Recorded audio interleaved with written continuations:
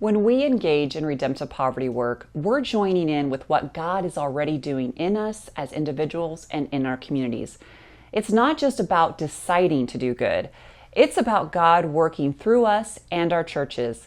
This is what makes our approach different from other ways of fighting poverty.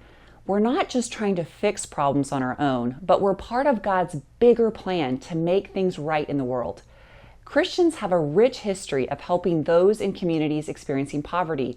This isn't some new idea we just came up with. From the very beginning, the church has always thought that helping people in poverty was a big part of what it means to be Christian. It's been a part of our mission from day one. Knowing this helps us do poverty work in a healthy way, in a way that is redemptive and avoids problems like thinking we're saviors, acting like we know best for everyone, getting burnt out, or becoming negative. To do this right, we must do three things.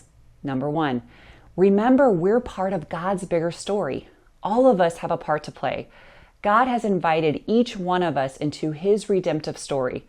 Therefore, redemptive poverty work begins with the recognition that all of us, regardless of our economic status, need Christ's redemptive work in our lives. Number two, stay connected to a local church.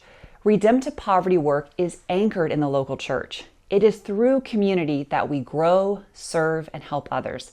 We cannot and should not do redemptive poverty work on our own. We need community.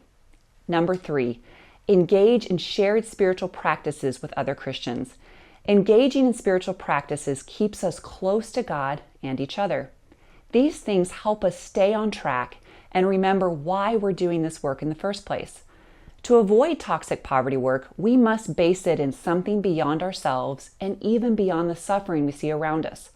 Our shared spirituality is what keeps us grounded in Christ and His work rather than just our own efforts and agendas. There are four components of a shared spiritual life that enable us to live out redemptive poverty work in a way that glorifies God and honors those living in communities experiencing poverty. Number one, shared life. We're in this together. Who we are matters more than what we do. Number two, shared journey. No matter where we come from or what our background is, as Christians, we're on the same journey. We follow spiritual routines that remind us we're part of God's bigger story. Number three, shared discipline. We engage in spiritual practices to grow stronger as we help others. And four, shared confession. We believe the same things. We agree on the basic Christian beliefs about Jesus.